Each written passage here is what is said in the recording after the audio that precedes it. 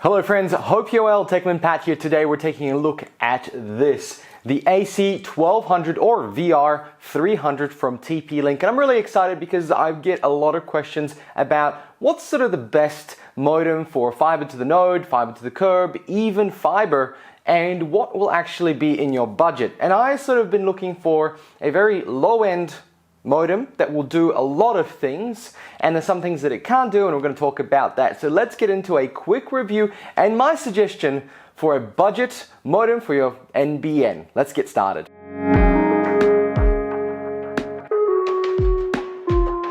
Alright, we're going to do this the old school way because I've been working on this one for a little while now, and I make a whole bunch of notes in my book on paper. Yes, sometimes I like to use pen and paper.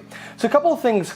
When you're swapping over a modem on your NBN, especially on fiber to the node, please be careful, because as soon as you put in a modem with the settings not quite right, or at least not from the get-go, or maybe you're moving things around, it'll actually potentially lock up your port, and you'll either have to call up your RSP and say, hey guys, can you just like reset the port? Or if you're Aussie Broadband, they have an app that allows you to reset ports, but it does take 20 to 15 minutes. So something to be very careful about. So my experience was on fiber to the node. I went from a VR900 to this VR300, and the cost is very, very different.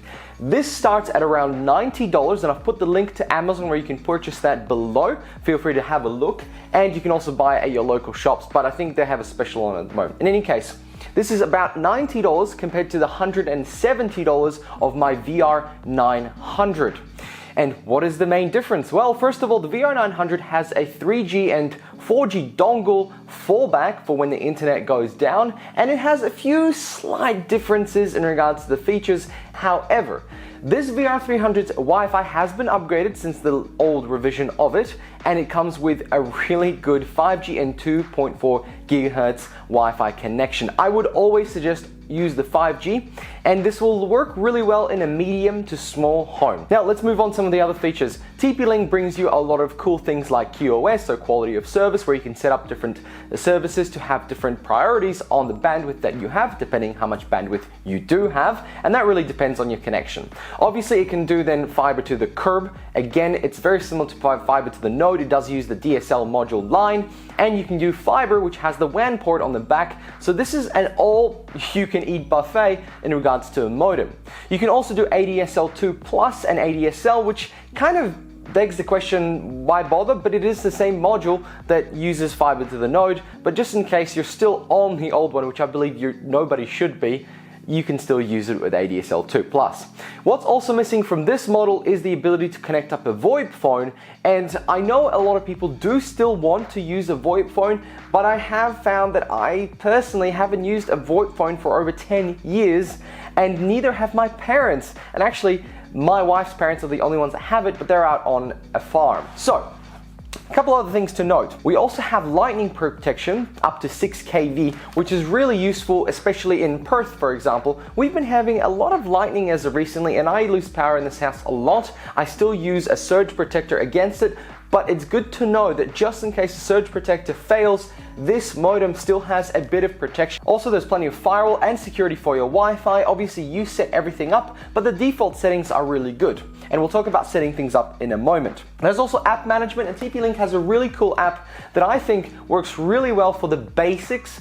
Don't think you're going to be managing like all the details like your VPN connection or anything like that. And that's another thing this one can do also. You can set up your own private VPN, so just in case you're running some servers, or at home maybe you want to access your computer's file servers, you can certainly do that with a private VPN, and it doesn't require any costs or anything. It'll connect back to your home from whenever you're out there or beyond. Some of the specifications is that 2.4 gigahertz Wi-Fi can do 300 megabits down, and the 5 gigahertz can do 867 megabits down, and that is fantastic. Meaning, look, you'll never saturate your actual NBN speed, so this will be absolutely fine. But I do suggest that you use the 5G. It's a little bit faster and the ping is a lot better. And also, if you're in a long distance from your modem, the 2.4 gigahertz will still get you connected, and it's great for IoT devices like light bulbs or plugs. Now, a few other things that are limitations with this device is that none of these plugs here are gigabit. They're all 10 or 100 down. Now, unless you are using it to move things around a server like files, you will not notice the difference. Let's be very clear. And unless you're getting gigabit speeds through your fiber, again, you will not notice the difference. That is why the cost is so low, and that is why I recommend it to a fiber to the node or fiber to the curb customer rather than a fiber or HFC or anything like that. Especially if you've got a file server, this is not the modem for you. It can also do IPTV, so if you've got Fetch or anything like that from one of your RSP providers, you can use this modem with that. So some homes do use it. I haven't personally used it, but apparently it's a pretty good deal when you bundle it all together. Another extra thing is parental controls. Again, you've got full control over all the devices in your home. We did a video about Trend Micro and their little device that can do those controls. That's a little bit more in depth. This allows you to do overall limitations on websites, speeds, and actual access, which is really, really good. So what comes in the box, and we'll talk about settings after that. First of all, it comes with the modem, which is a really small modem with very large antennas. They move around, they swivel. You know, it's a good thing to know that you can place it on anything, and it's also got wall mounts, so just in case you want it to be in a more prominent area in your home, you can certainly connect it up. And let's have a quick overview of what kind of plugs you actually get. So first of all, you've got a DSL plug on the back. You've got 4 LAN ports. So one is called WAN, but you can still use it as a LAN port as long as you don't turn it on in the settings. So therefore you have 4 actual physical plugs that you can plug into other devices. You've got your WPS button, which means that if you've got a Wi-Fi and you forget the password, you can always just press it and then connect to it, press the WPS on your computer, and it'll connect, meaning that you've got access to the thing and you can bypass the password. You've got on and off button, you've got the power, and you've got a little reset, and that's really it. There's no USBs, like I mentioned.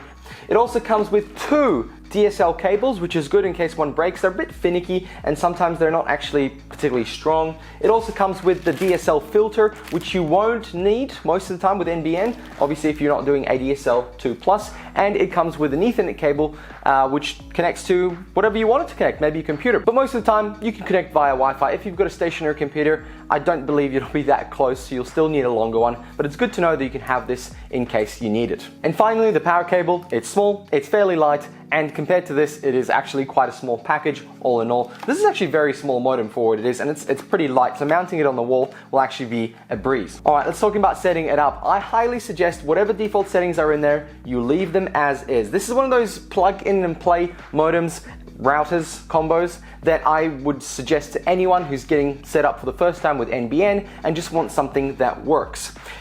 If you set it up, you'll go through a quick wizard to choose what kind of connection you are, and the easiest thing to do is go on your RSP's website and they will tell you what settings to provide. Most of the time it'll be something like other and then no VLAN ID, just noting things down, and you click save and it'll connect up any way you want. Most fiber to the nodes are all dynamic IPs, even to the curb, and I think even fiber is dynamic IP unless you have a static IP connection from your RSP, which we won't get into in this video. Now let's talk about speeds. This is something that's very important for a lot of people. It's important to me, and I always try to chase that extra megabit per second, and I have to admit, the first time I got a TP-Link device was the first time I actually saw my fiber to the node connection go faster. I used to use a couple of ASUS routers and they for some reason just weren't hitting the right speed, or rather the right speeds that I was expecting and that the provider was actually telling me that are possible on the line.